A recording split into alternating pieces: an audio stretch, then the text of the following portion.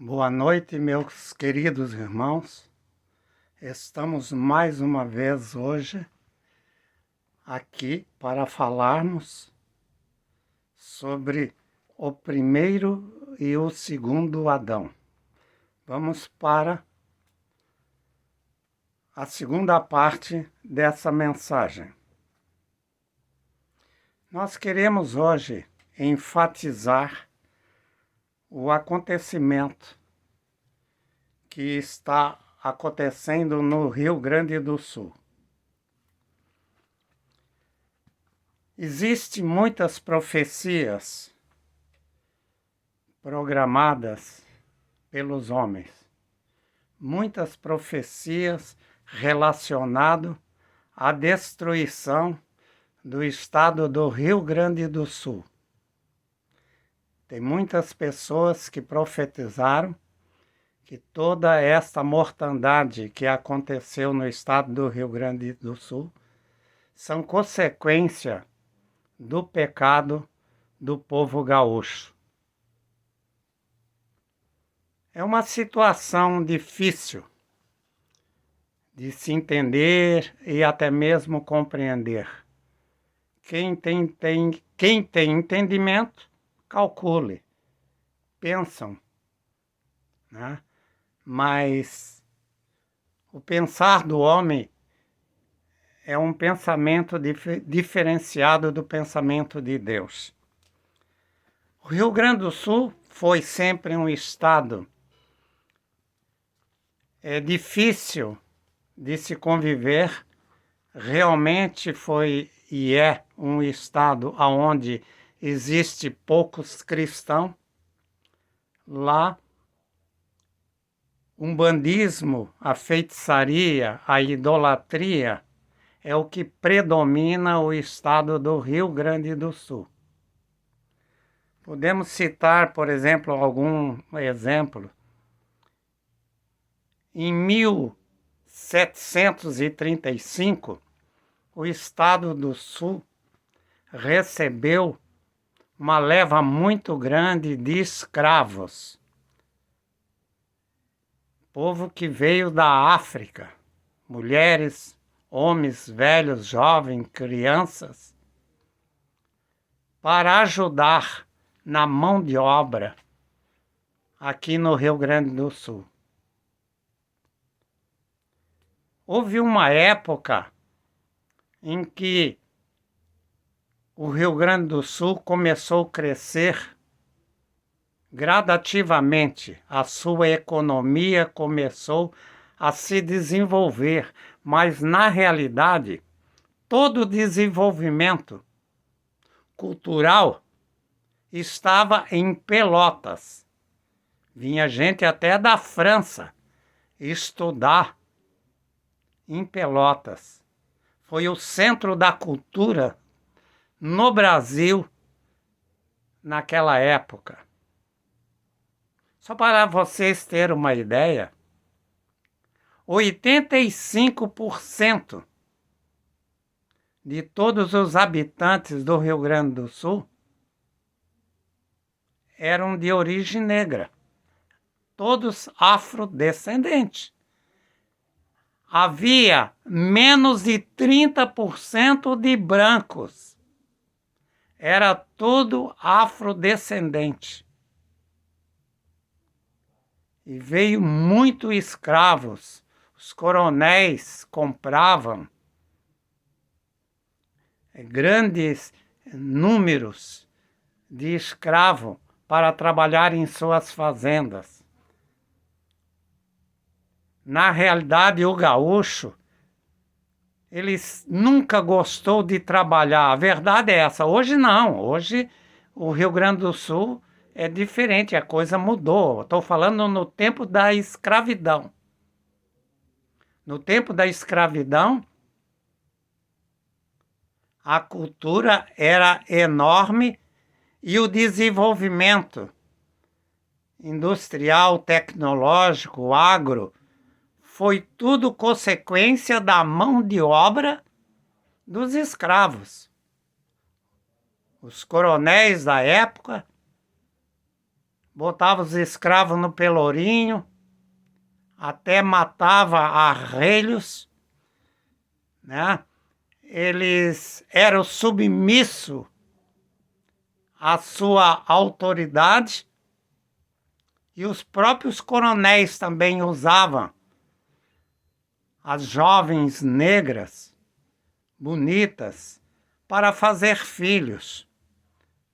Então, essa era a cultura dos anos 1720, 735, que houve uma grande invasão de escravos aqui no Rio Grande do Sul. 85% dos habitantes eram afrodescendentes e menos de 30% eram brancos. E os gaúchos não gostavam de trabalho, não. Eles eram realmente preguiçosos. Eles viviam mais, era de fazer negociação financeira, comprar gado, vender gado. Eles gostavam muito de contrabandear produtos de outros países. Faziam um trabalho de contrabandista, vendendo alimento, vendendo roupa, comprando e negociando. Como se fossem esses turcos que antigamente vinham para o Brasil vender tecidos, vender joias. Então, eles eram pessoas assim, tipo cigano. Ora estava numa cidade, ora noutras. Por que Charqueadas tem o nome de Charqueadas? Uma da cidade que a maior parte da renda per capita do estado do Rio Grande do Sul era tudo proveniente da cidade de Charqueada. Porque Charqueada tinha, na época, os maiores frigoríficos. Eles matavam bois e também matavam cavalos para fazer charques, carne salgada, linguiça, salamito, salame. Enfim, eles faziam os embutidos e vendiam o charque, a carne salgada, a carne seca, no sol. Então eles fincavam pedaços de toras de eucalipto no chão, uma pequena tábua de 1 metro, 2, pregavam ali em cima e estendiam a carne para secar no sol. E depois também tinha a prensa que prensava essas carnes. Então vinha tropeiros de Minas Gerais, vinha de São Paulo, vinha da Bahia, vinha até do Mato Grosso, vinha caravanas de tropeiros. Tudo com escravos. E também tinha ali, como se diz, pessoas armadas para cuidar, né? Porque os escravos, eles vinham montados em jumentas, em burros, em mulas, cavalos, mas mais eram mulas. Eles vinham com os coronéis, né? E vinham os fazendeiros, sitiantes, trazendo queijo, tecido, roupas feitas, joias, vinho, traziam tudo de outros estados, de Santa Catarina, de São Paulo, de Minas Gerais, e vinha sobre o lombo das mulas, e subiam todas, vinha pela serra, porque não havia rodovias 101, 116, como há hoje. Era tudo no lombo das mulas. Eles levavam, às vezes, 2, 3 meses para chegar aqui em Charqueadas.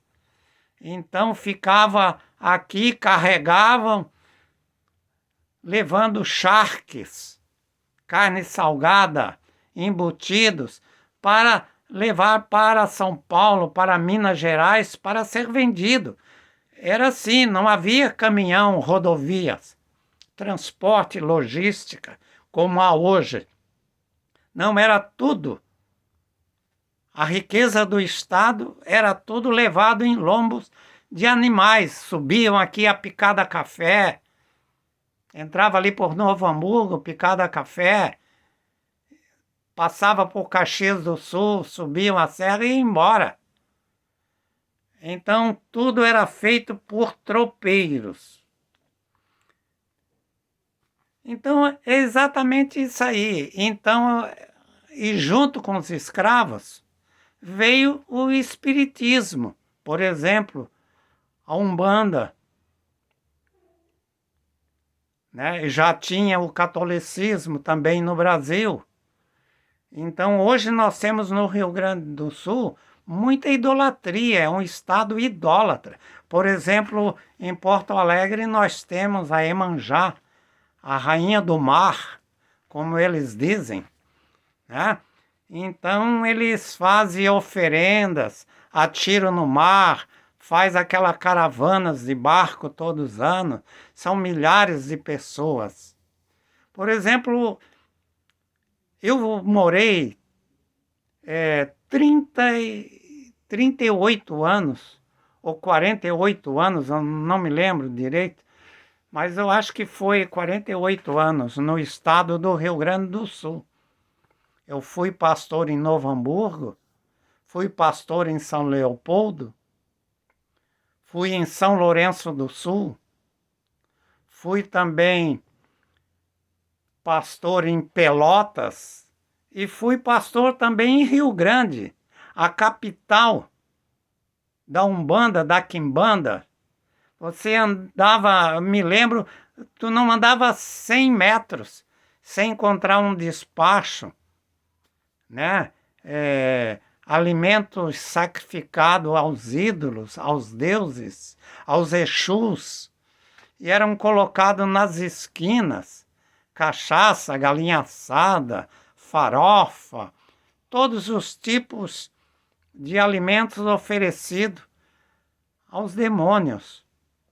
Eu, por exemplo, fui pastor de uma igreja num dos bairros ali em Rio Grande.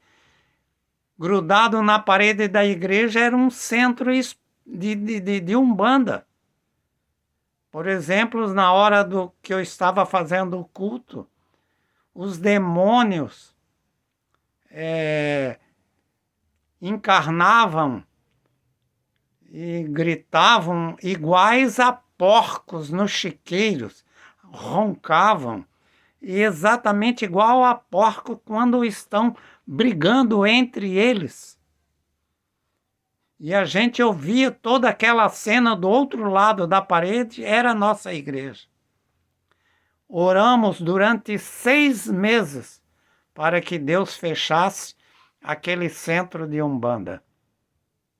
Então eu estou querendo dizer que o Rio Grande do Sul sempre foi um estado muito ruim para o Evangelho, um estado muito violento, principalmente contra as mulheres. Sempre houve violência, muita agressividade física contra as mulheres. Pois bem, eu mesmo estive preso em 5 cidades no Rio Grande do Sul. Quando entrei lá para pregar o Evangelho, eu tinha 26 anos na época. Eu estive preso em São Lourenço do Sul, fui preso pela Polícia Civil, enquadrado na lei do charlatanismo, por curandeirismo. E eu simplesmente pregava a palavra de Deus. Ali mesmo, numa das noites, eles botaram estricnina numa garrafa de guaraná e tentaram tirar a minha vida. E causalmente era o meu aniversário. E tinha muita gente. Eles abriram uma garrafa de guaraná, Antártica, e botaram estricnina dentro da garrafa. E fizeram um bolo e levaram para me homenagear no final do culto. Mas eles abriram a tampa e colocaram a tampa de novo. A tampa do refrigerante, uma vez aberta, ela não fica firme depois quando fecha. Qualquer movimento brusco. Então tinha muito movimento, era muita gente, e eu tinha uma mesa onde eu estava pregando. E alguém empurrou, tocou na mesa e a garrafa de guaraná caiu sobre a mesa e abriu a tampa. E na mesma hora que o guaraná começou a ser derramado, veio um cachorro e começou a beber, não levou 1 minuto. Ele morreu ali mesmo. Aí eu peguei o cachorro e levantei para todo o povo ver. Tentaram me matar. Mesmo assim eu fui preso pela polícia. Fiquei na cadeia passando a pão e água. Depois, com o tempo, eles me soltaram. E Deus fez justiça. Todos os 3 que me acusaram foram demitidos do serviço público. Outros foram transferidos e outro ficou meio desmemoriado da cabeça. Então, teve uma época que eles diziam que eu tinha amaldiçoado São Lourenço do Sul, por isso que São Lourenço do Sul não se desenvolvia, era uma cidade amaldiçoada por Deus. Não, eu não amaldiçoei São Lourenço do Sul, eu apenas pedi que Deus fizesse justiça, e a justiça de Deus foi feita na cidade de São Lourenço do Sul. Depois fui preso em Santa Cruz do Sul também. Aí um advogado de lá, quando soube que tinha um pastor, ele fez de tudo para me tirar. Mesmo assim, fiquei preso uns 15 dias, depois fui colocado em liberdade. Depois fui preso em Rio Pardo. Depois fui preso em Santa Maria. E assim por diante. Era épocas difíceis de se pregar o evangelho no Rio Grande do Sul. As pessoas apanhavam, era arrastada, expulsa da cidade. Então foi um estado sempre sobrecarregado. Hoje não. Depois que terminou a escravidão, as coisas começaram a se inverter. O gaúcho começou a trabalhar, conquistar o seu espaço, começaram o agro a se desenvolver, criar gado, ovelhas, e as coisas começaram a melhorar. Mas mesmo assim, no lado religioso, o evangelho é o pior estado do Brasil para a pregação do evangelho. E depois, os responsáveis, o culpado por tudo isso, é as próprias igrejas. Porque aqui no Rio Grande do Sul tem muitas igrejas que é assim, quando a igreja está cheia, o pastor se acomoda. Ele fica ali dentro de 4 paredes. Ele fica dentro do seu quadrado e não tá e tem um bom salário. Ele não está interessado em desenvolver o evangelho, em botar o obreiro, em trabalhar, expandir, criar novas igrejas, trabalhar nas missões, fazer missões. Existem que fazem missões, cujo objetivo é tirar o dinheiro do povo. Mas o dinheiro das missões, às vezes, chega a 5%, 10%, os restantes são desviados. Então, o que acontece? O Rio Grande do Sul sempre foi o pior estado do Brasil para a pregação do evangelho. Eu tenho essa experiência. Dia 28 agora, está fazendo 59 anos. Eu estou fazendo 59 anos de pastorado. Então eu conheço o Brasil.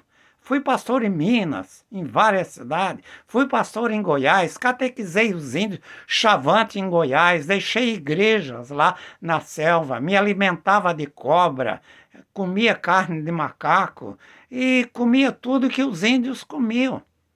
Fiquei quase 1 ano lá na selva, pregando para os indígenas. Mas tive dificuldade, mas não quanto o Rio Grande do Sul. O Rio Grande do Sul sempre foi um estado difícil para se trabalhar. Então, meus prezados amigos, é um estado violento, um estado que não quer Deus, que não busca Deus. Talvez, eu não sei ao certo, mas o Rio Grande do Sul tem hoje aproximadamente 11 milhões de habitantes. Eu acredito que não tem mais do que 2 milhões de convertidos, de cristão, no Rio Grande do Sul. É muito pouco. Então, o responsável por tudo isso são os líderes de nossas igrejas, que não estão interessados em propagar o Evangelho de Jesus Cristo, que é o poder de Deus para a salvação de todo aquele que nele crê. Pois bem, tudo consequência do quê? Do pecado. O salário do pecado, diz a Bíblia, que é a morte. Então agora eu gostaria, já que eu falei um pouco sobre o Rio Grande do Sul, eu gostaria de entrar na Bíblia, mas antes também eu gostaria de falar um pouquinho sobre essa enchente que deu no Rio Grande do Sul. Por exemplo, tem pessoas aí que estão afirmando que essa enchente que deu no Rio Grande do Sul, essa mortandade de pessoas, que foi permissão de Deus. Até acredito que seja permissão de Deus, mas Deus não mata ninguém. Eu provo nas Escrituras que Deus não destrói o justo e muito menos o injusto. Deus não é um ser vingativo, ele é amor. Essa enchente aconteceu no Rio Grande do Sul, pode acreditar, tem o dedo primeiro de Satanás e em segundo lugar tem a mão dos homens. Exemplo, falaram aí que morreu 130 pessoas até o presente momento. Essa afirmativa vem do governo do estado e não condiz com a realidade, com a verdade. Já morreu no Rio Grande do Sul, segundo denúncias feitas pela internet, pelas redes sociais, através de fotos, já morreu milhares de pessoas. Canoas, eu conheço Canoas. O bairro Matias Velho tem mais de 150 mil habitantes. Aquilo foi tudo tomado de surpresa. A água invadiu, cobriu a maioria das casas. Há pouco tempo eles estavam filmando. Tinha 3 caminhões frigoríficos lotados de cadáveres. Para onde ele estava levando? Ninguém ficou sabendo, mas foi testemunhado. 3 caminhões de cadáver. Quanto cadáver cabe num caminhão desses grandes de frigorífico? Eram 3 caminhões, só no bairro de Matias Velho, em Canoas. Agora, 75% aqui do Rio Grande do Sul foi atingido. Cidade como Mussum, Roca Sales, a água era tanta, mas tanta mesmo, que nem os cemitérios escaparam. A água tirou a terra, tirou os caixão, tirou os cadáveres que tinham recentemente sido enterrados, poucos dias antes da enchente. Aquilo foi tudo levado pelas águas. Encontrava-se crânios de pessoas em outra cidade, pernas, cabeças, bebês flutuando na água, velhos, crianças, homens, animais Só para vocês terem uma ideia, os criadores de frangos, aqueles criadores de frango que tinham 3.000, 4.000 frangos, perderam tudo, a água passou e levou todos os viveiros lotados de frango. Suíno a gente contava, assim na beira das estradas, centenas e centenas de mortos, boi e cavalos. A água passou e levou tudo, tudo. E ainda, meus amigos, tem centenas e centenas de pessoas soterradas. A hora que a água baixar, aí vão começar o trabalho de limpeza. Aí vai aparecer os cadáveres. Mas na realidade, eles não vão dar o número, vão dar como desaparecido tantos. E vai ficar por isso mesmo. Porque a gente percebe que existe um interesse político em não falar a verdade, em não denunciar os fatos como eles são. Mas o povo está testemunhando, o povo está vendo, o povo está enxergando. Teve cidades que foram varridas do mapa. Ficou 3, 4 prédiozinhos sobrados de pé. O resto acabou tudo. E muitas pessoas estão saindo do Rio Grande do Sul. Estão indo embora para outros estados. Principalmente estão indo para Santa Catarina. Então eu acredito que esteja essa destruição em massa, destruição de lavouras,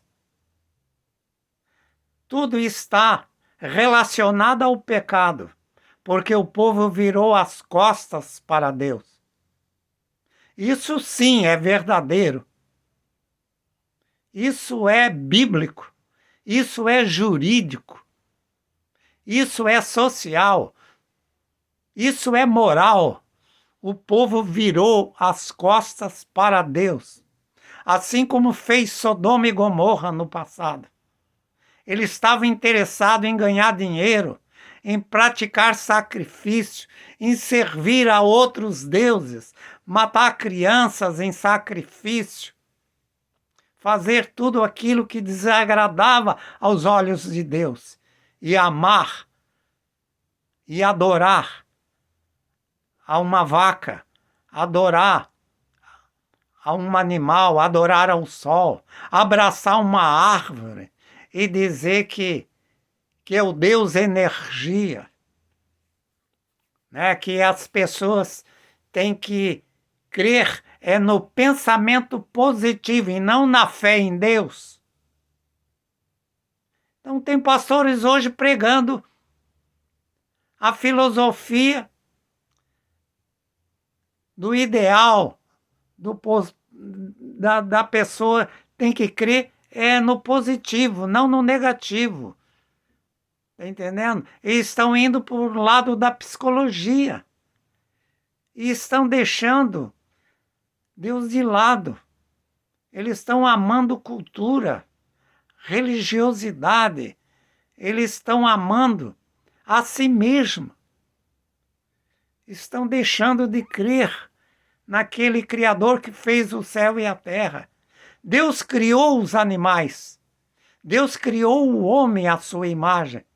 Deus criou o universo, criou a terra, criou as aves, os animais, criou tudo e viu que tudo era muito bom. Mas o homem desobedeceu a Deus quando ele disse: comerás de todo fruto, mas da ciência do bem e do mal, dela não comerás, porque no dia que dela comerdes, certamente morrerás. Adão pecou, desobedeceu a Deus, e querendo se justificar, quando Deus perguntou: onde estás, Adão? Ele disse: estava nu, fiquei com medo de ti e me escondi. Aí depois ele quis se justificar e disse: a mulher que tu me deste por esposa, a Eva, ela que me deu de comer do fruto proibido e eu comi.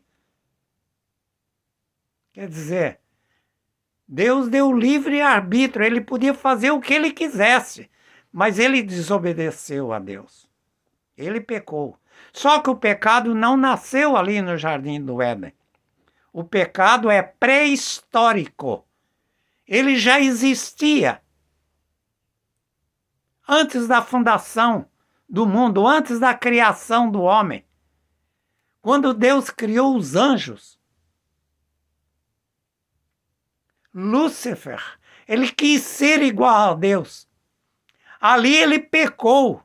Ele quis galgar o trono de Deus. Ele quis estar acima de Deus. Ele queria a coroa de Deus. E foi aonde ele foi destituído. E foi jogado para baixo. E junto com ele veio um exército de anjos, aonde foram tudo transformados em demônios. E eles hoje são o Deus deste século. Então o que acontece? O homem, ele começou a desmatar para plantar soja. E depois começou a desmatar mais para criar animais. E aí os animais dejetam. E aí começam a largar as fezes, urina. E ali vai criando o carbono. Vai havendo poluição. As cidades vão crescendo, as indústrias, a metalurgia, o agro, os agrotóxicos, tudo vão crescendo, tudo vai desenvolvimento, cidade com asfalto, o calor, a temperatura começa a mudar. E aí começa o vento soprar forte, a castigar as cidades. E não é só isso, não. Pode acreditar no que eu vou dizer. Essa enchente que deu no Rio Grande do Sul, essa história não está muito bem contada, não. Porque já foi visto aviões sobrevoando acima das nuvens e jogando entre as nuvens produtos químicos. Talvez, não sei, porque ainda não foi comprovado cientificamente, mas tudo indica que algum gás, alguma substância radioativa, alguma coisa foi jogado entre as nuvens e de repente começou a escurecer, o ar quente, o ar frio, e de repente se transformou-se em tufão, em tempestade, em chuva, trovões, pedra. Só para vocês terem uma ideia, em 17 de janeiro desse ano, num só dia, deu quase 4.000 raios em um só dia no Rio Grande do Sul. Então a natureza está se revoltando contra o Estado. E essa quantidade de água que foi despejada no Rio Grande do Sul, existem testemunhas, existe documentação, pessoas que bateram fotos, que várias comportas daqueles diques de águas que tem aí as grandes indústrias de ferros, aí de produtos da onde eles tiram o aço, fabricam o aço, o ferro, esses materiais pesados. Existem aquelas comportas. E alguém abriu as portas dessas comportas.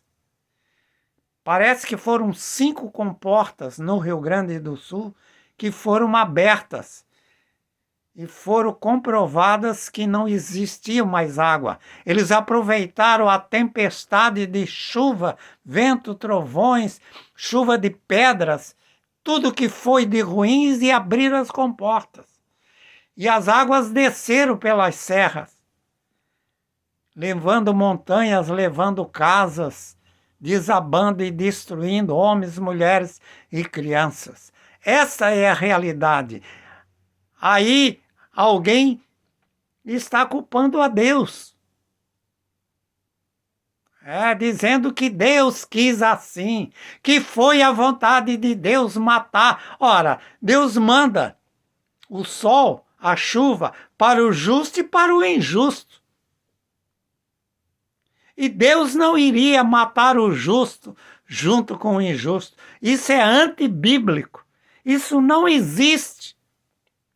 Por exemplo, vamos falar agora um pouquinho na Bíblia para nós entender melhor o que aconteceu no Rio Grande do Sul. A Bíblia diz, em Lucas 16, 16 e 17, que todas as leis e profetas, presta bem atenção, todas as leis e profetas duraram até João Batista. A graça e a verdade veio por Jesus Cristo. Ora, se todas as leis e profetas duraram até João, por que existe profeta nos dias de hoje? Olha, biblicamente falando, segundo o meu conceito, não pode haver profeta nos dias de hoje. Aí diz, mas como, pastor? É simples. O que era o profeta antigamente? Vocês têm que entender uma coisa. Nós estamos vivendo na graça, na dispensação da graça, não na dispensação da lei. A Bíblia diz que a graça e a verdade veio por Jesus Cristo. Então, se todas as leis e profetas duraram até João, como é que os profetas continuam profetizando aí na internet? É simples, meu irmão. No Velho Testamento, os profetas mesmo, o Espírito de Deus saía de Deus e encarnava, vinha e encarnava no profeta, entrava no profeta. E o profeta profetizava, às vezes 5 minutos, meia hora, 1 hora, horas e horas, ele ficava profetizando. Assim que ele terminava de profetizar, o Espírito voltava a Deus. E ele não tinha mais o Espírito de Deus. Ele voltava a Deus. E vocês acham que o Espírito de Deus continua vindo, encarnando, e os homens profetizam e voltam para Deus de novo? E outra coisa errada aqui. Tem gente que diz que quando o profeta está falando, é Deus que está falando. É mentira. Não é Deus que está falando, não. Mas como, pastor, que não é Deus? É simples. Como é que Deus vai falar no homem? Se fosse Deus que estivesse falando dentro de mim, eu morreria. Eu apenas sou um vaso de barro. A glória de Deus, distância de quilômetro, me consumiria. Os anjos, quando apareceu para Daniel, ele apagou, ele caiu no chão. O anjo teve que tocar nele e tentar confortar ele, levantar e ajudar ele. A presença de um anjo já foi o suficiente para ele desmaiar, para ele apagar. Agora, como que Deus vai falar é Deus que está falando através do irmão? Não é. Eu sou apenas um vaso. É o Espírito Santo de Deus que fala em minha boca. Às vezes ele fala 5, 6 palavras e o homem fala 2, 3. É sensacionalismo. Agora, lógico, ele pode falar só as coisas de Deus, mas não é Deus falando nele, é o Espírito Santo de Deus que está no homem. Depois eu vou entrar na Bíblia e vou mostrar para vocês que não é Deus falando no homem, é o Espírito Santo de Deus, porque ninguém suportaria a presença de Deus dentro dele. Jesus, ele veio do céu, ele encarnou numa mulher, ele teve que vir em forma de homem para habitar entre os homens. Agora, como é que é Deus falando em mim? Não, é o Espírito Santo de Deus que me usa a falar, a entregar o recado de Deus. Então, profeta hoje, meu amigo, eu não acredito, porque todas as leis e profeta duraram até João. Existe sim o dom da profecia. Isso aí é coisa para depois. Então, vamos continuar. Não existe mais profeta nos dias de hoje. Existe sim os feiticeiros modernos, que são os falsos profetas.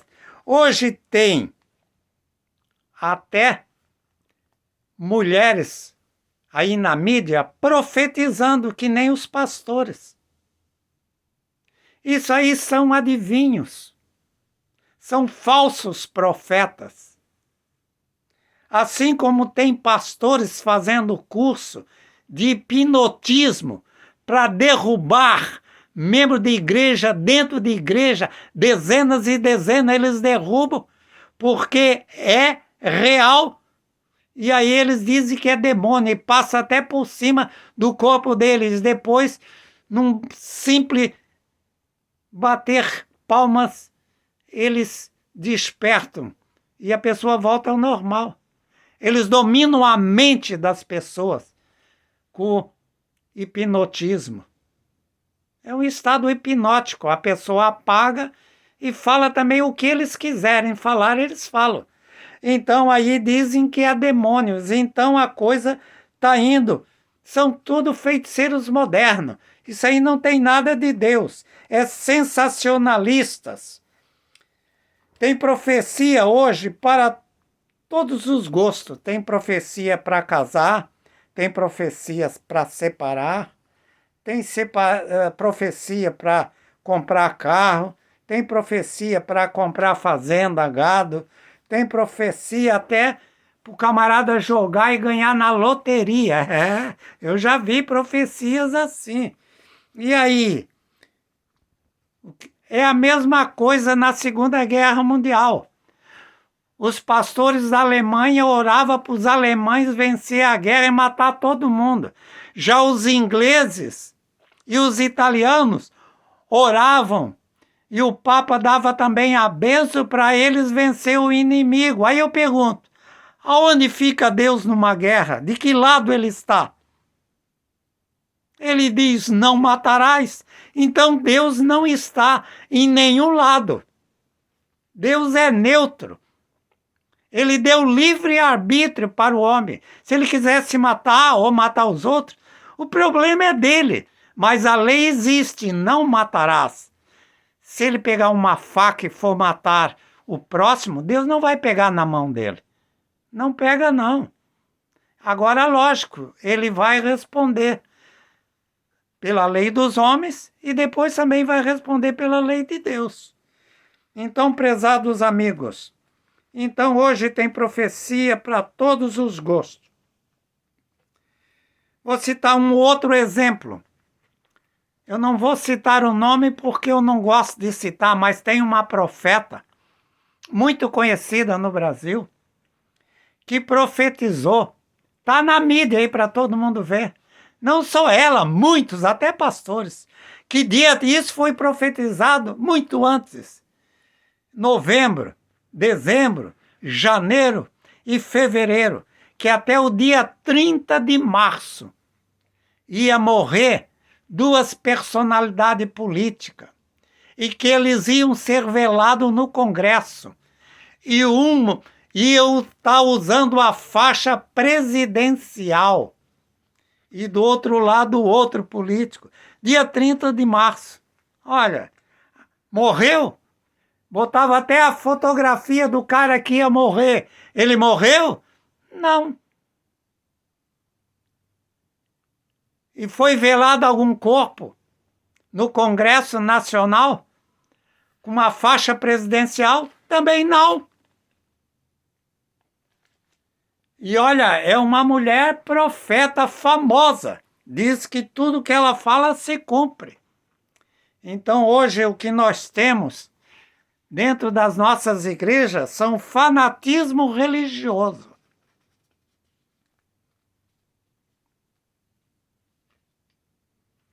Pois bem, agora vamos falar sobre o dom de profecia. Na profecia que eu acredito, não nessas aí de profeta. Profeta não existe mais. Como eu disse, todas as leis de profeta duraram até João. A graça e a verdade veio por Jesus Cristo. Existe sim o dom de profecia. Nós podemos ver em 1 Coríntios 14 e versículo 3. Mas o que profetiza fala dos homens. Tá vendo? O que profetiza fala aos homens, para os homens. E a profecia, o objetivo dela são 3. Ela é para edificar, exortar e consolar. Veja bem, a profecia verdadeira, ela é para exortar, consolar e edificar a igreja. É o que diz a palavra. A profecia, o dom de profecia, Deus dá para os cristãos de igrejas. Mas essa profecia não é para a guerra, para profetizar guerra, destruição, escravidão, morte, separação de casais, para comprar fazenda, nem para isso, nem para aquilo, nem para aquilo outro. Essas profecias têm 3 objetivos: exortar, consolar e edificar. Essa é a verdadeira profecia. Eu estou vivendo na dispensação da graça, meu amigo. Graça é o favor de Deus, é a misericórdia de Deus sobre a minha e a tua vida. Essa sim é a verdadeira profecia. Ela é dirigida à igreja, não ao acontecimento futuro, o que vai acontecer amanhã e depois. Ela é profetizada para a igreja, não para políticos, não para ganhar cargos políticos, como fazem os pastores, levando político para dentro de igreja. Eu não sou contra político. A política é real. Nós comemos e respiramos política. Sem a política, ninguém vive, porque nós dependemos da política. Eu sou contra pastor que está administrando uma igreja se candidatar a deputado. Aí está errado. Onde é que está o dom dele? Onde é que está a chamada dele? Agora sim, depois de aposentado, ele pode ser, sim, um deputado. Ou então ele renuncia o cargo de pastor e vai ser político. Aí está correto. Porque se ele for um deputado, ele não vai ter tempo para a igreja. Aí ele vai ter que estar em Brasília resolvendo problemas de política. Aí eu pergunto, onde é que está a fé dele?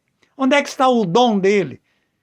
Ele não é um ganhador de alma, um apacentador de ovelhas? Ele está lá porque ele quer dinheiro, quer grana. Então eu sou contra. Então, as profecias da igreja de exortar e consolar e edificar não é profecia para destruir ninguém, para matar ninguém, para acabar com cidade. Não. A profecia verdadeira é para consolar, edificar e exortar a igreja do Senhor. Então vamos ver uma coisa aqui. O que é exortar? Tem pessoas que pensam que exortar é subir em cima de um púlpito e meter o sarrafo nas pessoas, né? É chamar os não dizimistas de ladrão. Isso aí não é exortar. Não é exortar. Isso aí é ofender a moral, a sensibilidade, as cordas vocais de minha sensibilidade, dos meus princípios éticos e morais, os meus princípios familiares, religiosos, naquilo que eu creio. Exortar não é distribuir cacetetes no púlpito e soda cáusticas nos irmãos. Não. Vejamos bem aqui, ó. Eu tenho um dicionário. O pai de todos os burros. O Aurélio, aquele grandão. E eu fui buscar no dicionário. E ele diz bem o seguinte. Primeiro, consolar. O que é consolar? É aliviar a dor do próximo. Veja bem, consolador. Jesus, quando subiu ao céu, ele disse, eis que não vos deixarei órfão. Acabou os profetas. Eis que não vos deixarei órfão, mandarei o Consolador, o Paracleto, em grego, Paracleto, o nosso advogado, para estar ao seu lado. Ele vai te orientar, ele vai te guardar, ele vai te proteger, ele vai te instruir em justiça, para que tu seja e fica sempre habilitado, preparado. E ele vai orar por ti, ele vai interceder, ele vai guardar a tua casa, a tua família. O Consolador, o Paracleto, o nosso advogado, ele está ao nosso lado até Jesus Cristo descer para buscar a sua igreja. Ele é o nosso Consolador. Então o Consolador era para consolar as pessoas aqui no Rio Grande que estão sofrendo, que estão chorando, que estão clamando por misericórdia, que estão passando frio, dormindo debaixo de uma lona, na beira do asfalto, porque não tem mais a sua casa, porque perdeu seu pai, sua mãe, seu irmão, seu primo, seu parente, está sozinho, perdeu seu cão, seus animais.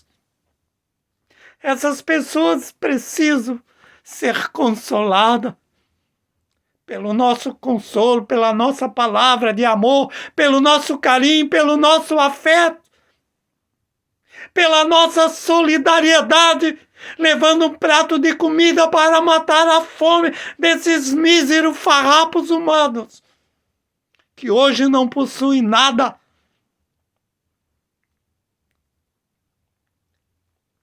Então, o Consolador é para consolar, é para incentivar, é para mostrar coragem, era para dar a essas pessoas um pouco de dignidade, de afeto, de carinho, de amor. O povo gaúcho precisa das nossas orações. Devemos orar, pedir que Deus seja misericordioso com esses milhões e milhões de pessoas justas e injustas, porque eles são filhos de Adão. Eles nasceram foram gerados pelo pecado, mas são criaturas de Deus, foram feitos à imagem e à semelhança de Deus, são meus irmãos. Então, o dom de profecia, o primeiro item, é para consolar. O segundo item é para edificar. O que é edificar a igreja? É levantar uma construção a partir do solo. O solo tem que ser firme, forte, bem alicerçado. Tem que ir primeiro um alicerce com pedras, com cimento, com ferro. Ela tem que estar bem alicerçada. Ela tem que ser construída em solo forte e firme, não na areia. Ela tem que ser edificada. É conduzir a pessoa a virtudes. Edificar é conduzir a pessoa à virtude, aos princípios morais. aos princípios divinos, aos princípios éticos. E ainda mais, é conduzir ele por dentro da palavra de Deus, para que ele crie raízes dentro da palavra, que ele se desenvolva e se edifique-se a si mesmo como criatura de Deus.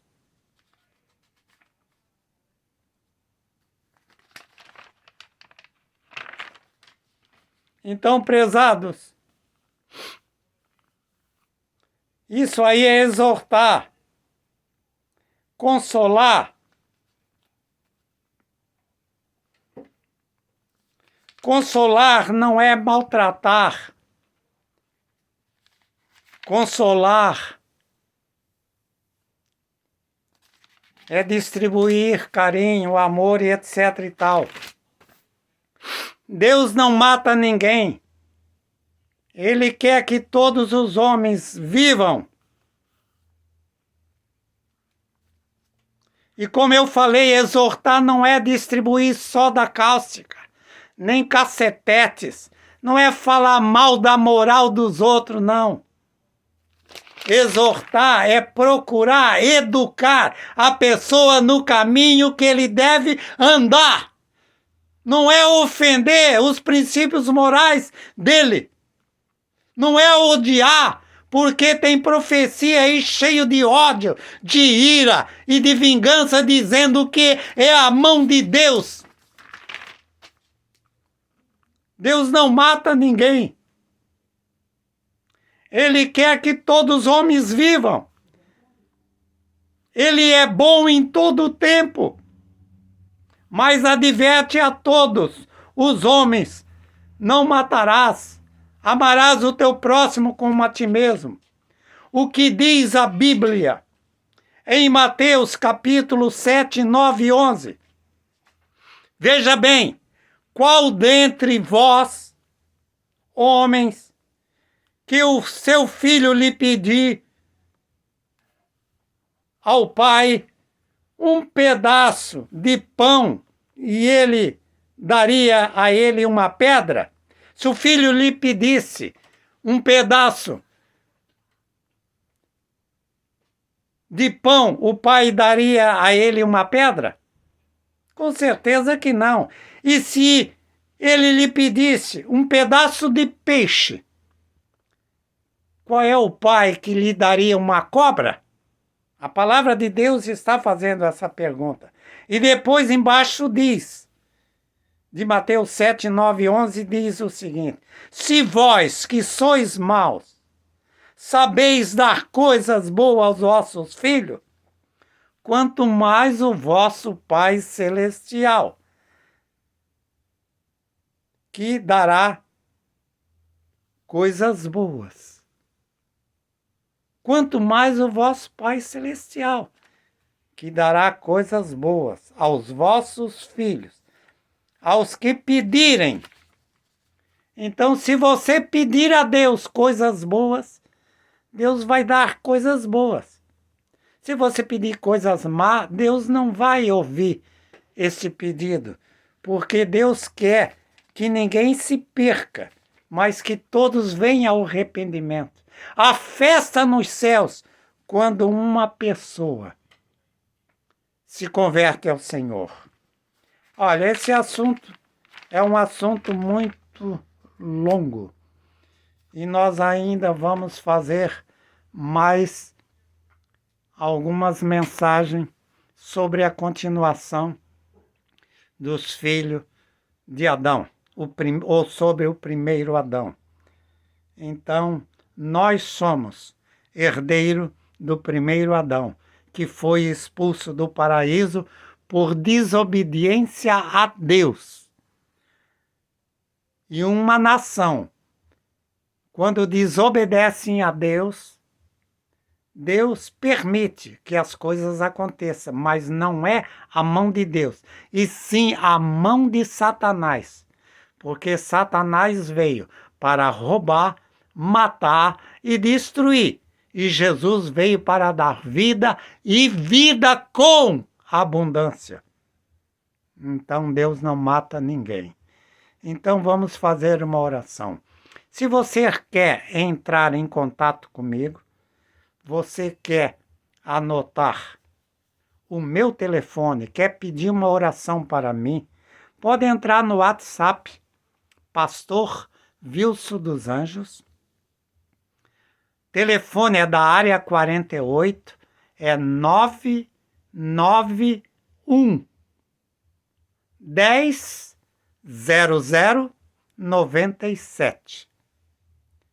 991 10 0097. Santa Catarina, Brasil. Então vamos orar.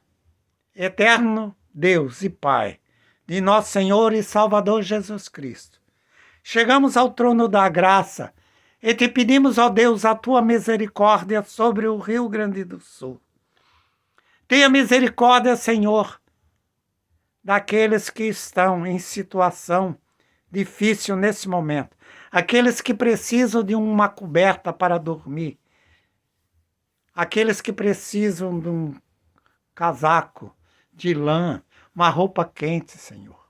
Toque no coração das pessoas, que vá e agasalhe essas pessoas com cobertores, com colchão para dormir, com uma mesa farta, Senhor, de alimentos, pois são teus filhos, ó Deus.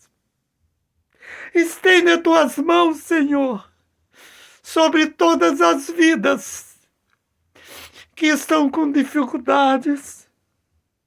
Tudo isso, Senhor, que aconteceu, são alheios às suas vontades.